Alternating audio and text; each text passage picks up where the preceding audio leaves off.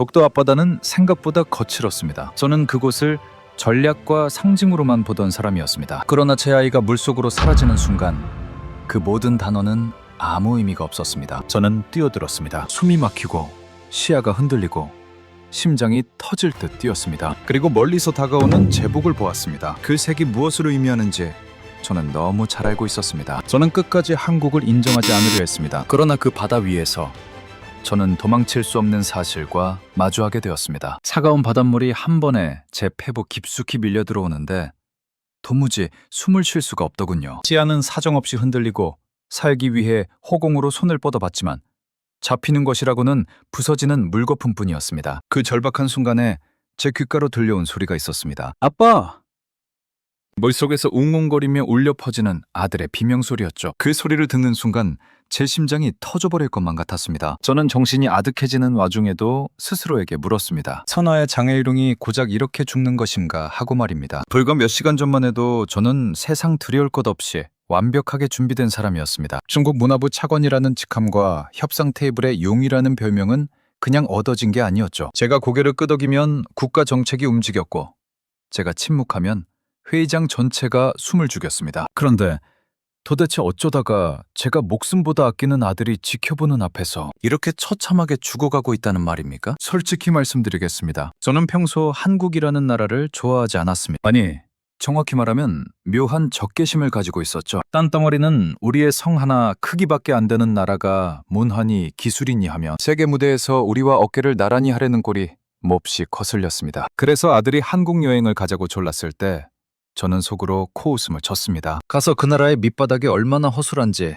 똑똑히 보여주고 싶었거든요. 우리가 얼마나 대단한 나라인지 비교해주고 싶었습니다. 그런데 인천공항에 발을 디디는 순간부터 제 계획은 어긋나기 시작했습니다. 저는 짐짓 근엄한 표정으로 공항을 둘러보며 흠을 찾으려 애썼습니다. 줄이 길게 늘어선 혼잡한 풍경이나 고압적인 직원들의 태도를 기대했죠. 하지만 제 기대는 보기 좋게 빗나갔습니다. 입국 수속은 기가 막힐 정도로 빨랐고 전자동으로 열리는 게이트와 매끄러운 동선, 곳곳에 배치된 안내시설들까지 모든 것이 톱니바퀴처럼 정교하게 돌아가고 있었습니다. 저는 속으로 혀를 찼습니다. 제법이군.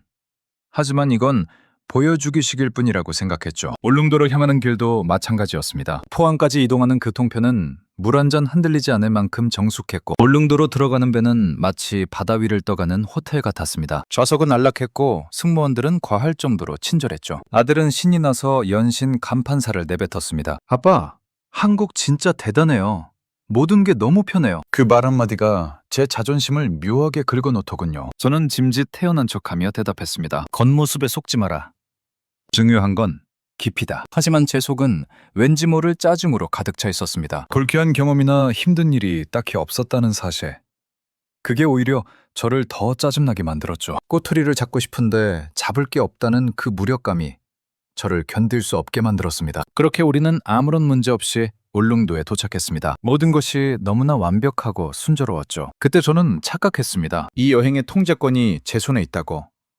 이 나라는 안전하고 시스템은 완벽하니 아무 일도 일어나지 않을 거라고 믿어버린 겁니다. 그 방심이 저의 가장 큰 실수였습니다. 차라리 오는 길이 험했다면, 차라리 서비스가 엉망이었다면 우리는 긴장의 끈을 놓지 않았을 겁니다. 너무나 매끄러웠던 그 여행길이 사실은 저를 지옥으로 안내하는 레드카펫이었다는 것을 그때는 꿈에도 몰랐습니다. 울릉도에 도착했을 때의 바다는 제가 평생 겪어본 그 어떤 바다보다도 거칠고 예측할 수 없는 모습이었습니다. 11월 말의 동해는 이미 겨울의 전령을 품고 있었고 파도는 마치 살아있는 맹수처럼 해안 절벽을 끊임없이 핥히고 있었죠. 아들은 그런 거친 바다가 신기한지 연신 휴대전화로 사진을 찍어대며 환호성을 질렀습니다. 저는 그런 아이의 모습을 보며 가슴 한구석이 따뜻해지는 것을 느꼈어요. 한국에 대한 묘한 적개심도 아들의 맑은 웃음소리 앞에서는 잠시 녹아내리는 것 같았습니다. 해안 절벽 끝에 작은 전망대가 있었습니다. 그곳에서 바라본 수평선 너머로는 희미하게 작은 섬 하나가 보였죠. 바로 독도였습니다. 정치적으로는 분쟁의 대상이지만 이렇게 실제로 마주하니 그저 외롭게 바다 위에 떠있는 작은 바위섬일 뿐이더군요. 아빠, 저기가 독도죠? 정말 멋있어요. 아들이 손가락으로 가리키며 신나게 말했습니다. 저는 고개를 끄덕이며 아이 곁으로 다가갔죠. 사진 한 장 찍어줄까?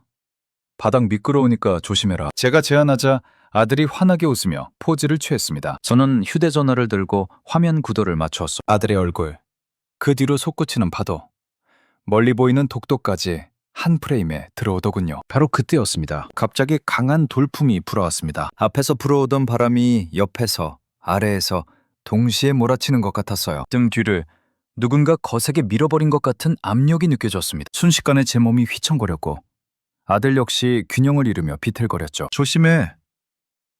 저는 본능적으로 아들을 향해 손을 뻗었습니다. 그러나 전망대 바닥은 아침 물보라로 인해 미끄러운 이끼가 끼어 있었어요. 제 발이 헛디디는 순간 아들도 함께 중심을 잃고 비틀거렸습니다. 시간이 이상하게 늘어났습니다. 떨어지는 찰나 아들의 눈동자가 제 눈을 정면으로 바라보고 있었어요. 그 안에는 공포와 믿음이 동시에 담겨 있었습니다. 아버지가 나를 잡아줄 것이라는 당연한 믿음이었죠. 하지만 저는 잡지 못했습니다. 아빠! 공중에서 들려온 아들의 처절한 외침이 제 심장을 찢어 놓았습니다. 그 순간 제 머릿속에서는 중국 문화부 차관이라는 직함도, 30년간 쌓아온 권력도, 협상, 테이블의 용이라는 별명도 모두 하얗게 지워져 버렸습니다. 쿵!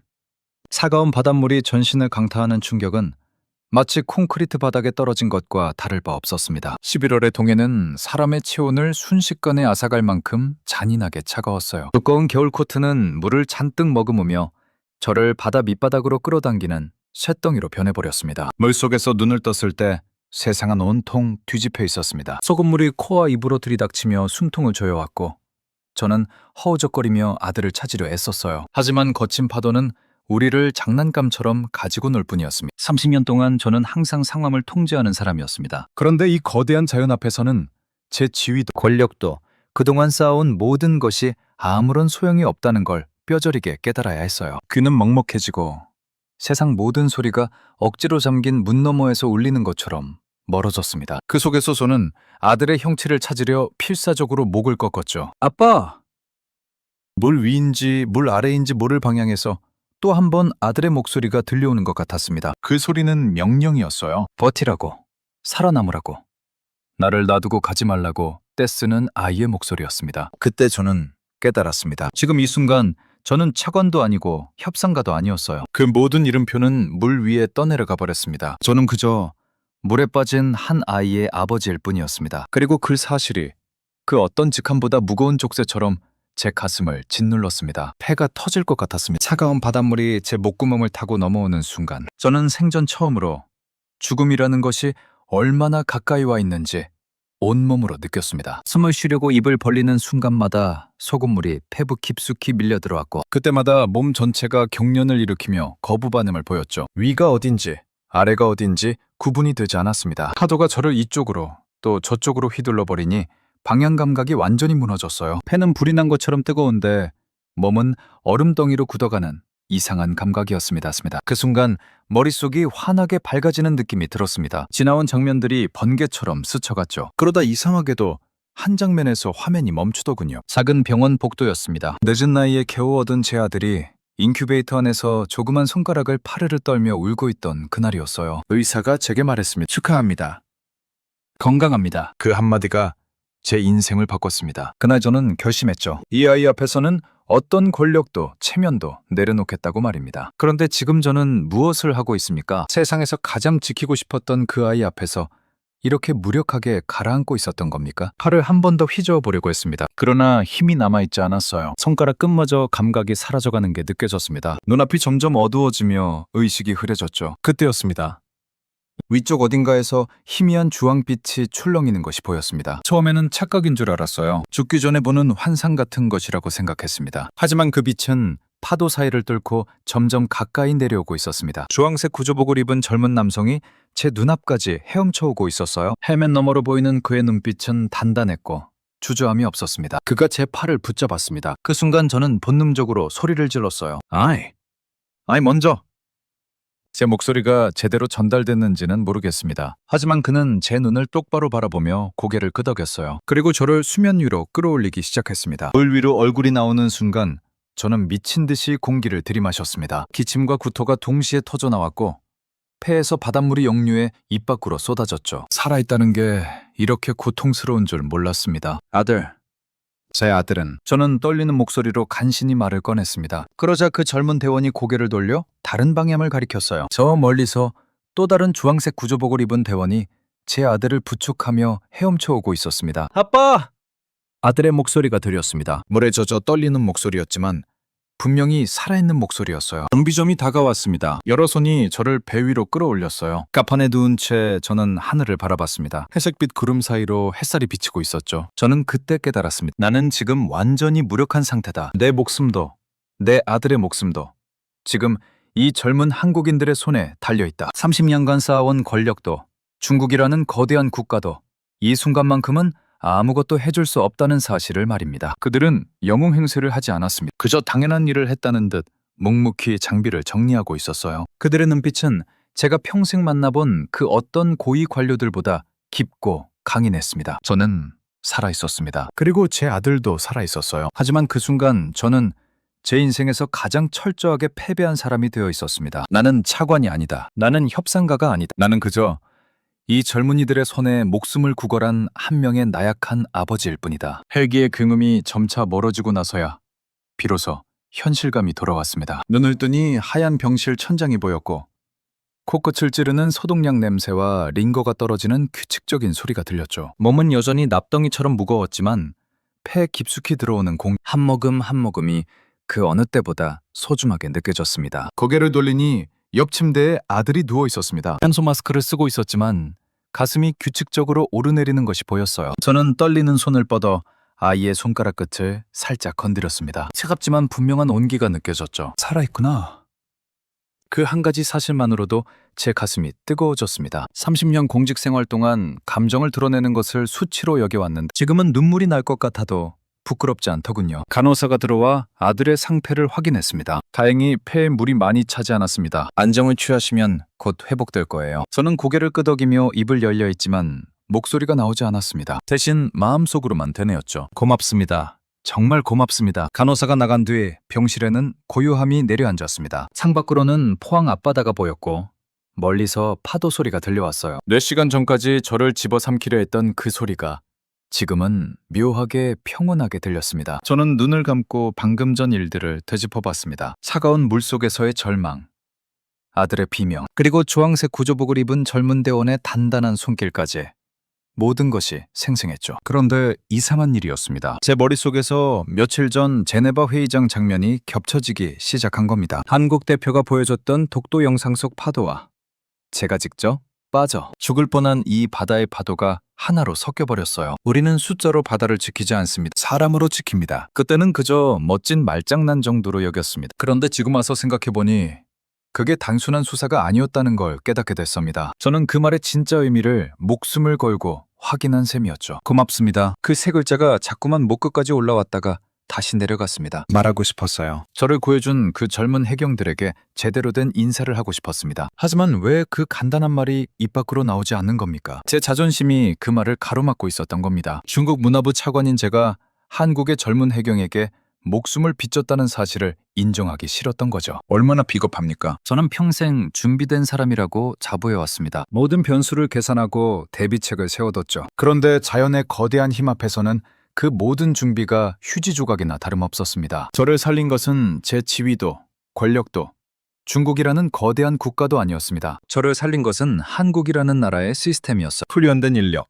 신속한 구조체계, 그리고 무엇보다 생명을 최우선으로 여기는 그들의 정신이었습니다. 병실 문이 열리고 의사가 들어왔습니다. 운이 좋으셨습니다. 해경대원들이 신속하게 대처하지 않았다면 위험할 뻔했어요. 그 대원들은 어떻게 됐습니까? 아, 구조대원들 말씀이시죠?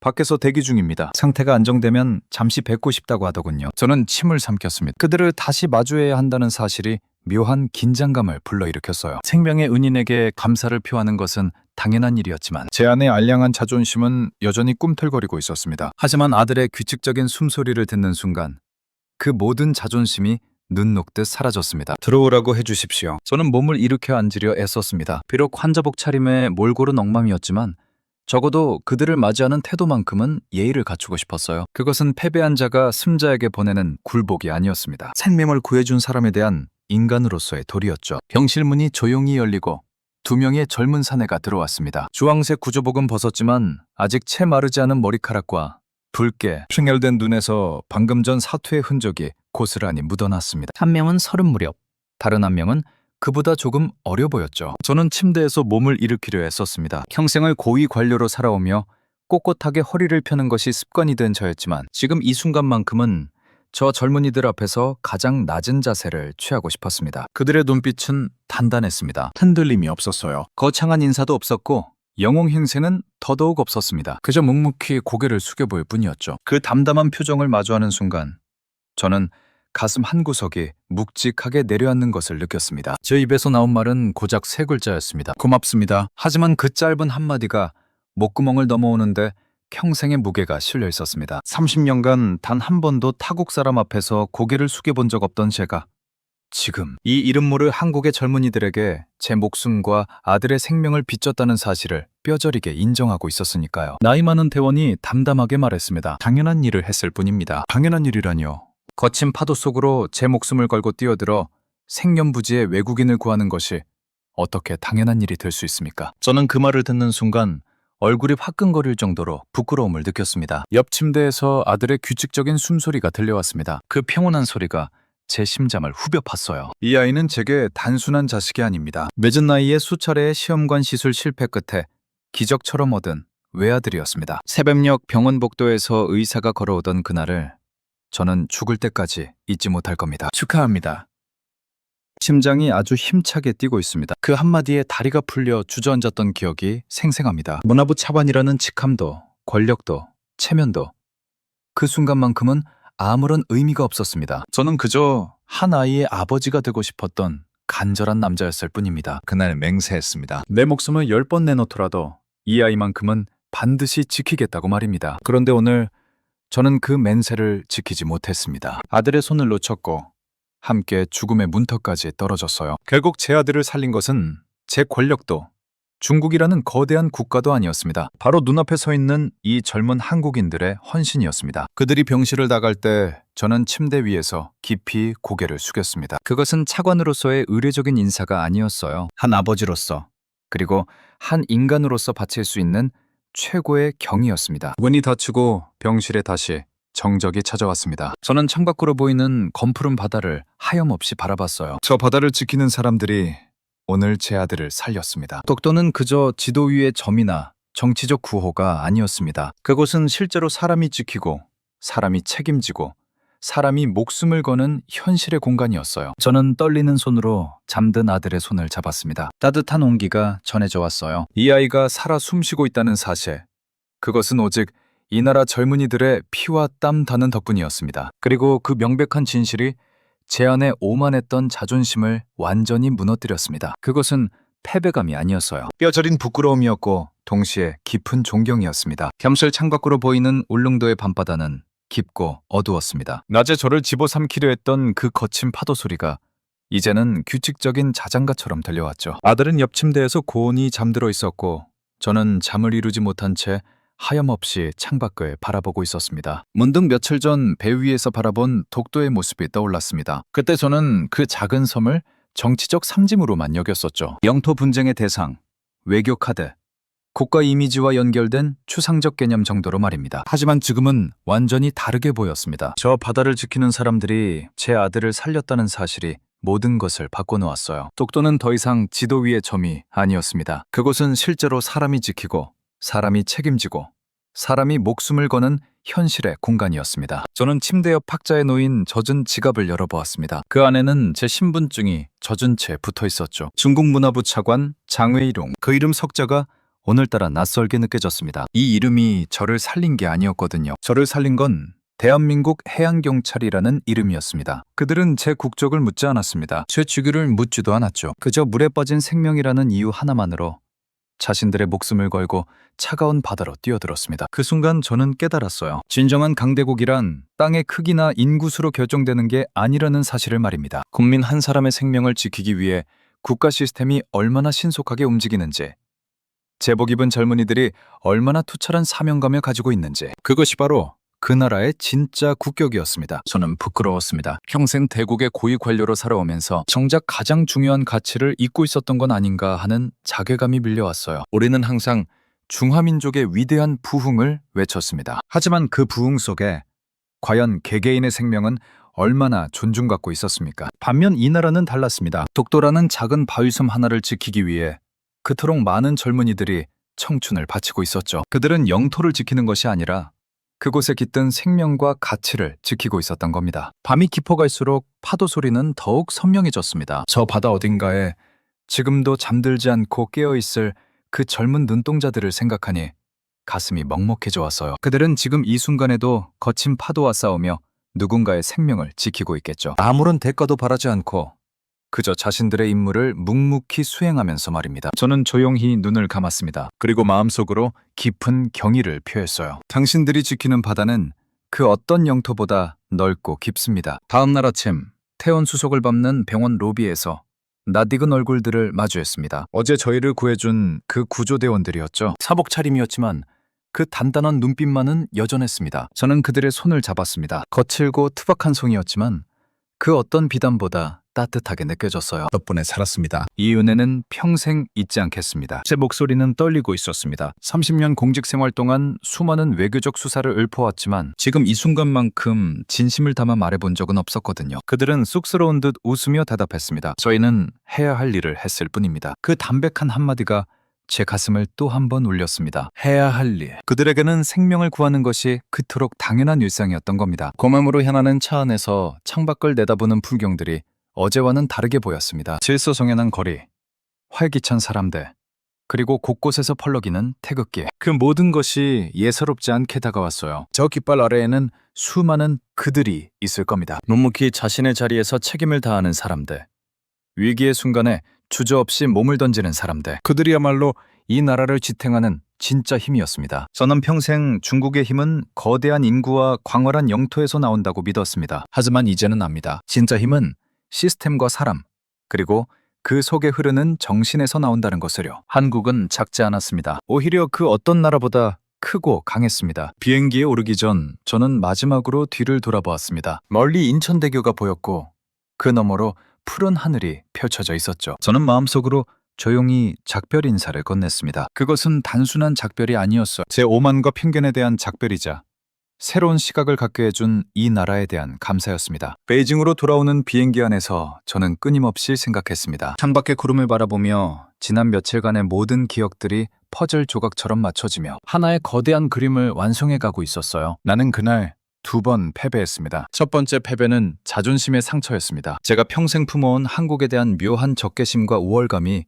그들의 시스템 앞에서 무력하게 무너졌던 순간이었죠. 두 번째 패배는 생명의 경계였습니다. 제 모든 권력과 지위가 거친 파도 앞에서 아무런 소용이 없다는 것을 뼈저리게 확인했던 그 순간이었어요. 하지만 저는 이 패배를 부끄러워하지 않기로 했습니다. 오히려 감사하기로 했어요. 이 2번의 패배가 없었다면 저는 평생 우물한 개구리로 살았을 테니까요. 베이징 공항에 도착해 아내와 아들이 재회하는 모습을 지켜보며 조용히 다짐했습니다. 이제부터 나는 달라질 것이다. 더 이상 거만한 관료로 살지 않을 것이다. 숫자와 명분 뒤에 숨지 않을 것이다. 몇 달 후 한 국제 교류 행사에서 저는 짧은 발언을 했습니다. 저는 원고를 준비하지 않았어요. 평생을 철저한 준비와 원고에 의존해온 제가 처음으로 메모 한 장 없이 단상에 올랐습니다. 저는 천천히 말문을 열었습니다. 제 직함도 이력도 길게 말하지 않았어요. 오직 한 가지만 분명히 밝혔습니다. 저는 한 아이의 아버지라는 사실, 그리고 그 아이가 한국 바다에서 한국인의 손에 의해 목숨을 건졌다는 사실이었습니다. 저는 조용히 말했습니다. 저는 한국에 지고 싶지 않았다고. 오랫동안 이 나라를 과소평가하며